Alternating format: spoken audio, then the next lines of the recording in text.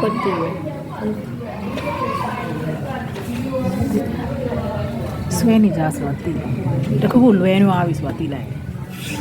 အဲ့တော့သူကလေလူတိုင်းရတယ်ဆိုတော့အဝါလေးနော်အဲ့တော့တမီးတို့အဲ့လိုမျိုးပေါ့နော်ဒါမှားတယ်ဆိုရင်တချို့တို့ဘာလုပ်ရမလဲဝမ်းသာမလားဝမ်းနေရမလားဝမ်းသာရမယ်အဲ့လိုမျိုးတခုခုအဲ့လိုဖြစ်သွားပြီဆိုရင်ဟာငါတခုမှားနေပြီဟုတ်ကဲ့နော်โอเคဆိုတော့ဒါလေဘင်းပြီးသွားပြီလေဘင်းပြီးသွားတော့ကဲဒီနောက်တစ်စက်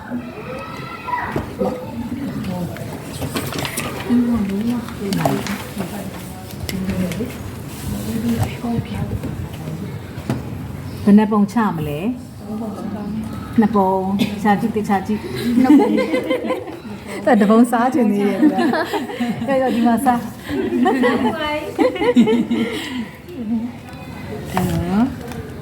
ကြာပြီ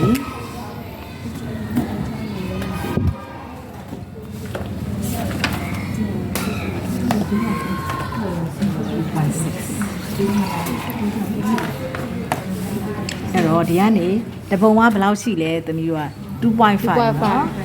2.5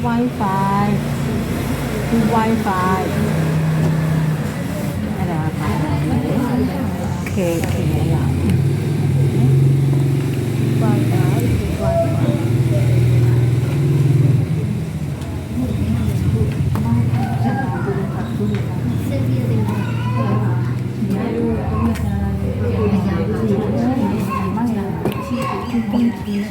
ဟုတ်ပြီနှစ်ပုံချလိုက်ပြီချပြီးရင်ဗာလေးထွက်ရမလဲဒေါင်းမှန်လေးထွက်ပါမယ်နည်းနည်းလေးဒေါင်းမှန်လေးထွက်ထားပါသမီးတို့ရယ်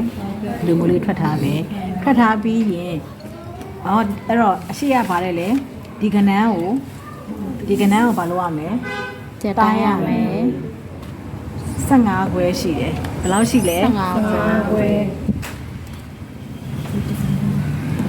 15.5ရှိတယ်ဟုတ်ပြီအဲ့တော့တချေတို့ဒီ15.5တွေကဘယ်လောက်နှုတ်ရမလဲပုံသေးဘယ်လောက်နှုတ်ရမလဲမိုင်းနဲ့1.8ကဲနှုတ်ပေးပါဦးဘယ်လောက်ရမလဲပုံနဲ့လို့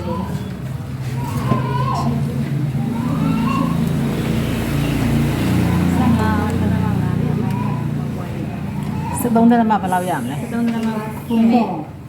ဟုတ်ပြီ73.5ခွန်5ပေါ့နော်ဘယ်လောက်ရလဲ73.5ခု5ဟုတ်ပြီအဲ့ဒါကိုဘာလုပ်ရမလဲအရှိပခုံးနော်73.5ခွန်5ရှိတဲ့အစွန်းနေရာသည်ပခုံးစွန်းပဲအဲ့တော့ကြည့်ရအောင်ဒီဟာလေးတစ်ခုပဲနည်းနည်းလေး twist နော်ခက်လားခက်ပါဘူးနော်အဲ့ဒါလေးသူတို့နားလည်ရပြီအဲ့တော့တချို့ဒီကနေပြီးတော့ဘယ်နေရာသွားမလဲ73.5ခွန်5နေရာကိုသွားမယ်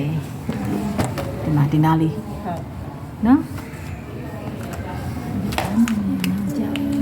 အဲ့ဒါလေးတစ်ခုပဲနည်းနည်း twist ရှိတယ်တဲ့လားအလှည့်လေးရှိတယ်ဟုတ်ကဲ့နော်အဲ့တော့အရှိပခုံးရဖို့အတွက်ကိုသူတို့နည်းနည်းလေးရှုကြည့်အောင်အရှိပခုံးရဖို့အတွက်အနောက်ပခုံးလေးကနေတောက်စာဘယ်လောက်လို့လဲဘာလို့ရလဲအရှိပခုံးရဖို့ကိုနောက်ပခုံးလေးကနေပြီးတော့ဘယ်လောက်နှုံးရလဲအကြံဒီအရှိပခုံးအကြံဒီပါလဲရှေ့ပခုံးโอเคဟုတ်ပြီเนาะအဲ့တော့ဒါဒီပုံပြီးနော်1.8ဒီဘာဖြစ်မှာပုံပါအဲ့တော့ဟုတ်ပြီအဲ့တော့ဒါကျွန်တော်နံပါတ်2အရှိမှာဆိုရင်ဒါကြီးက1ပေါ့နော်အရှိကြီးမှာဆိုရင်တင်မှာတစ်ချက်နေတော့အစ်စ်များသွားတယ်ပဲမြင်နေတော့တကယ်နော်ဟုတ်ပြီဒါနံပါတ်1အရှိရဲ့နံပါတ်2အဲ့တော့ကဲနံပါတ်3လေးဖွင့်ပြပါဦး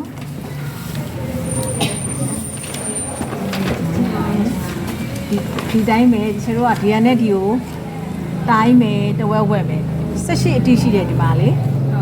18ရဲ့တစ်ဘက်ကဘယ်လောက်လဲဟုတ်ပြီကို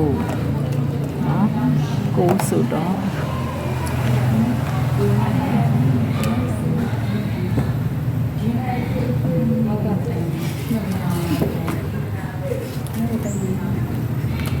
nice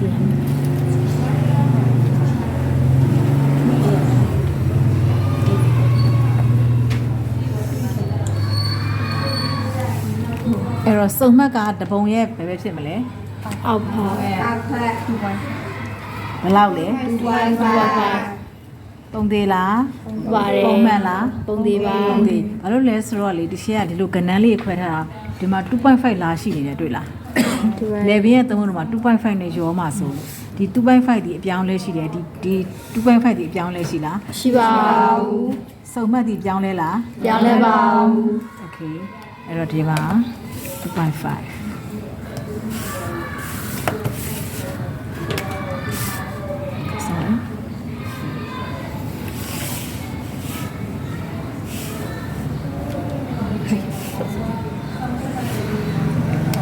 အဲ့တော့ဟုတ်ပြီတချို့တစ်ချက်နှစ်ချက်ရပြီ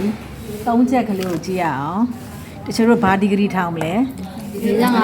ဂရီ အခုဒီ45ကဘယ်မှာရှိမှလားညမှာရှိမှလားဘယ်မှာရှိမှလားဘယ်မှာရှိမှเนาะအဲ့တော့ဘယ်ကိုကြည့်မယ်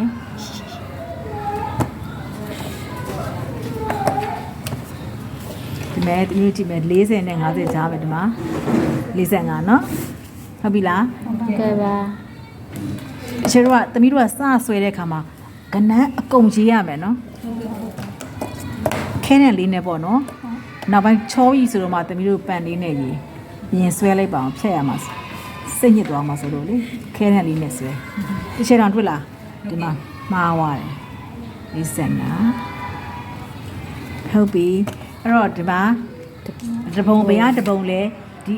အနောက်ကဂျိုင်းအောက်ကတပုံကို3ကိုယူမယ်ကဲပါ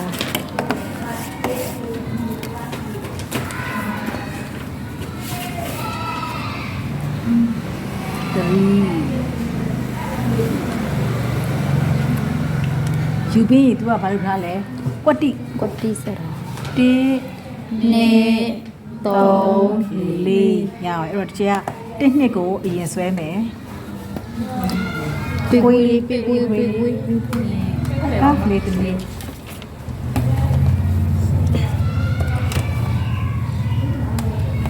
ကြားရရပြီနော်ဒီချက်ကလေငယ်တော့ပကြီးဆရာမဆိုအဲ့လိုပုံစံရရမ်းကြိုက်ကိုယ့်ရဲ့ hobby နဲ့ကတစ်ထက်ထက်ကြပြီးတော့1နှစ်တောင်းအောင်တစ်ချက်တင်ခဲ့ပေးမယ်လက်အကျော်မအောင်ရှင်းပြခဲ့တယ်အဲ့ဒါလုံနေတချို့နောက်ပိုင်း illustration တွေပဲလှမ်းတင်ပြီးမယ်တမီးတို့ပုံဆွဲတဲ့ဟာလေးအဲ့တော့1နှစ်3နောက်ဆုံးတစ်ဆက်သေးကြတယ်တွေ့လား ကြပါ နော်တစ်ဆက်သေးကြတယ်တစ်ဆက်သေးကြလေးရှိတယ်မကြလဲနည်းနည်းပေါ့နော်လေနည်းနည်းနှစ်ချက်စီ1နှစ်အဲ့လိုလွားတယ်ပေါ့လေနော်1နှစ်ပြီးသူလှည့်လေပေါ့ဒီနေ့1နှစ်အဲ့လိုပေါ့နော်အခုကတော့တစ်ဆက်သေးသူကြတယ်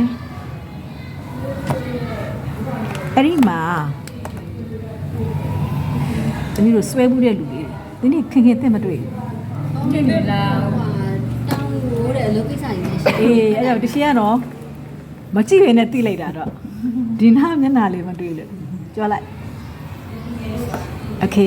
အဲ့တော့တမီးတို့ဒီမှာကြည့်လိုက်ချုပ်ဖူးတဲ့လူတွေဘယ်လဲအင်ဂျီတွဲဘူးတဲ့လူဘယ်နှယောက်ရှိလဲဘယ်လေအရင်ဒီကမတင်ခင်တော့အင်ဂျီတကိုယ်လုံးတွဲဘူးတာဘယ်နှယောက်ရှိလဲတမီးမဆန်းရယ်တမီးရောတကိုယ်လုံးတွဲဘူးလားလညိုးထားနောက်ဘယ်သူရှိသေးလဲခင်တည်ကျန်တယ်လို့ဒါပဲပဲเนาะဒါတမီးတို့သုံးပါเนาะအဲ့တော့တမီးတို့ကြည့်လိုက်တမီးမဆန်းကြည့်လိုက်တချို့တို့ရဲ့အနောက်ကျိုင်းနဲ့အရှေ့ကျိုင်းဘယ်သူကြီးလဲ နောက်ဆိုင်အကြီးရင် အဲ့ဒါကြောင့်ဖြစ်တယ်မိန်းမတွေရဲ့ခန္ဓာကိုယ်မှာလေယောက်ျားကျတော့အဲ့လိုမဟုတ်တော့မိန်းမတွေရဲ့ခန္ဓာကိုယ်မှာလေအနောက်ကခုံးတယ်ဒီနေရာချက်ဒီနားပြရတယ်တဲ့ဂျပန်နဲ့အရန်တော်တယ်နော်အဲ့တော့တချို့တိုင်းကြည့်ရအောင်ဘယ်လောက်กว่าပြီလို့နော်တချို့ကိုပေးချိုးလေးပေးပြီးသေး sorry ခုနကအဆင့်ကြော် ကျန်လေးရ နော် စီရ အဲ့တော့ဒါလေးကတတိယလို့ပြောရအောင်အဲ့တော့အရှိတိုင်းဒီအမြဲတမ်းဘာဖြစ်ရမလဲ ငယ်ကိုငယ်ရငယ်မှဘာလှမလဲချိုင်းလာမယ်အခုတစ်ချက်ဒီကဝတ်ခဲ့တဲ့အညာ ready made တစ်ချက်အမေဝယ်ပေးတာမစိုးဘူးတော့သလား ဒီချက်ချုပ်ရလား noတစ်ချက်အမေကလေသူ့သမီးကချုပ်တော့ပြီမဲ့အဲ့ဒါကိုဘယ်နဲ့ထည့်ဝယ်တယ်အောင်မေလေတရားစင်လောက်ရှိတယ် ဒီကြောင်လေးလိုက်ကျလိုက်လိုက် ရှင်းတိုက်တယ်တရားစင်လောက်ရှိအဲ့ဒါနှစ်ထည့်ပေးထားတာနောက်ထည့်ဝယ်လာမယ်မစိုးတော့သူတို့ကတင်နည်းနည်းနားလဲလာတယ်အရှိကိုသူတို့လေးပုံညှက်ထားတယ်လေရှော့ထားတယ်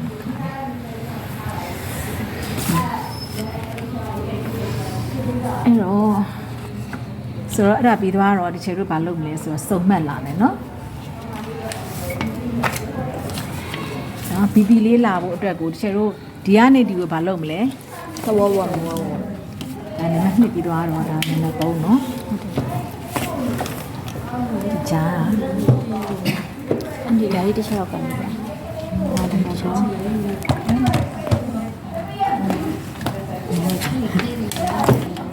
သုံးပြီးတော့ကျတို့ဓာတ်နဲ့တိုင်းမယ်ဘယ်လောက်ရှိလဲရှိတယ်ကမှ5ပေါ့နော်ဒါဆိုတော့ 9.25 နော်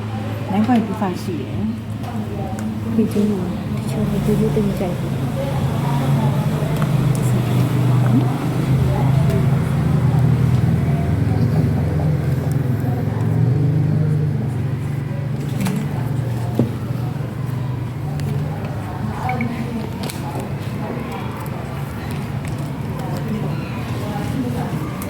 ရှိတယ်ဟုတ်ပြီအဲ့ဒါပြီးရင်ဂျိုင်းဘက်ကိုဘယ်လောက်သွားမလဲ0.7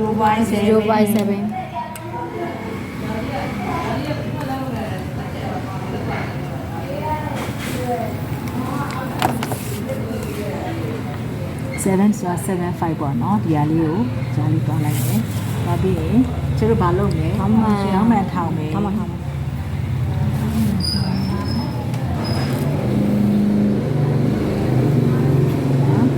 တော့မှဒီထိပဲထောင်းပြန်ထောင်းပြီး post ဟုတ်ပြီလောက် cm ဆင်းမယ် cm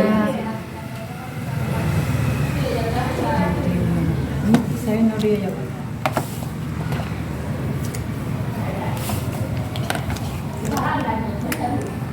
အဲ့ဒီစင်းတဲ့နေရာဒီပါလဲတမီး BP က breast ပေါ့နော်ရင်ပွားကရုရှင်ပွားဟုတ်ပြီရှင်ပွားရပြီလို့ရှင်တချို့ဒီအောက်ကလေးမှာတီတာလေးရှိတယ်တီတာလေးကဒီမှာဘယ်လောက်ရှိခဲ့လဲ3.6 ရှိခဲ့တယ်အဲ့တော့အဲ့ 3.6 ကိုပြန်ချမယ်ဒါလေးကိုသမီးတို့ဘာလို့ထင်လဲဟဲ့ပြောကြည့်ရသမီးမဆန်သမီးနည်းနည်းကျွမ်းကျင်တယ်ဆိုတော့ဒါလေးကဘာဖြစ်မလဲဘာဖြစ်နိုင်လဲဒီဟာလေးကအရှိချမ်းဖြစ်တဲ့ကြောင့်ဟမ်ဟုတ်ဘူးဘာသာလဲ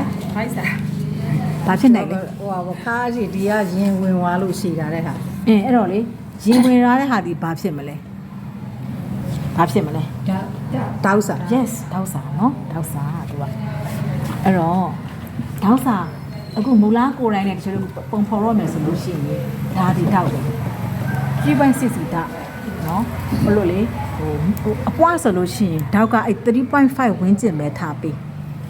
မကြီးနဲ့နော်ထားပေး3ဘယ်လဲဟိုကလေးလေးပပားလေးတွေတမီးလေးလို့ဘာလို့ဆိုလို့ရှိရင်3လောက်ပဲထားရင်ရှိရတယ်3ဆိုရတယ် remix ပွားတယ် fitting မှာတော့တရား9ဆိုပြီးသွားတာဒီအပွားမှာ9လို့ထားလိုက်ရင်ဘာဖြစ်မှာထင်လဲ9လေအပွားတွေမှာ ready made တွေမှာလေအပွားတွေမှာ5ထားလိုက်ရင်သမီးမဆန်ဘာဖြစ်မှာထင်လဲရှေ့သွားမှာတယ် ဟုတ်လေဓာတ်ကိုပေါ့နော်ဓာတ်ကို5လို့ထားလိုက်ရင်ဘယ်လိုဖြစ်သွားလဲဒီနေရာမှာဘာဖြစ်သွားလဲအိုက်သွားတယ်အဲ့ဒါတော့ခုံခုံဖြစ်တည်မလားပွားမှာအေးခုံခုံတစ်ချက်လို့ပြရမလားမလားဘယ်တော့လေတစ်ချက်အပေါ်ဖို့ကိုယ်အင်ဂျီမှာကိုယ်အင်ဂျီမှာအဲ့လိုထည့်ပေးတယ်မလားလာပြီးတော့ smoke မဖြစ်ဘူးပွားတဲ့ခါကျဓာတ်ပါးနေမှာ smooth ဖြစ်တယ်เนาะတကယ်เนาะကိုချက်တေးမှာ5လို့ဒီနေတော့ 3.6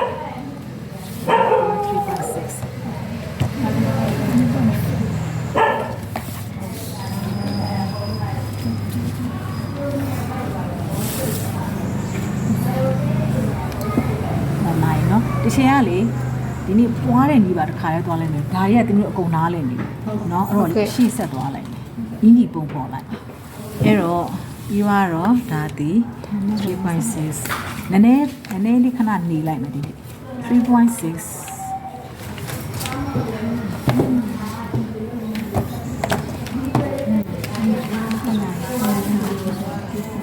အင်္ဂါနေ့ကျရင်တစ်ချက်ရဲ့ဘော်ရာလေးကွန်ပျူတာနဒီနက်ခတ်ကျောင်းအုပ်ဆရာမကြီးသူလိုက်နေ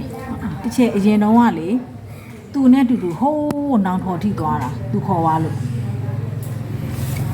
နောက်ပိုင်းလေသူကလေအဲ့ဒီလေနက်ခတ်တဲ့နဲ့ပတ်သက်လို့ဟိုတင်ကျင်လို့ရှိရင်တင်လို့ရအောင်ရှင်လာမိတ်ဆက်ထားပေးပါသူလိုက်မယ်လေသူကတွန်တေးလာနေကြတစ်ချက်ပါလေအဲ့ဒီကတောရဲကဖျားခေါ်သွားမယ်ဆိုတာမသိ တော်ရပြာဒီမှာနေမှာဘောလို့တုံနေမှာ မဟုတ် ကြိုက် ဘူး ဘူးကြိုက်ပါ ကြိုက်ဘူးကြိုက်ပါ မဟုတ်ဘူးဘာဖျားသုံးစုဆိုလားမသိဘူးဖျားဘယ်နဲ့စုဆိုလဲမသိဘူးဘာရှိလဲဘာရှိလဲတောထဲမှာ ကြိုက်ဘူးကြိုက်ပါပဲရှိရဲ့ အဲ့လိုမပြောဘူး စမတောင်စမဝါတော်ရမှာဆိုစမတောင် ဟုတ်လားအေး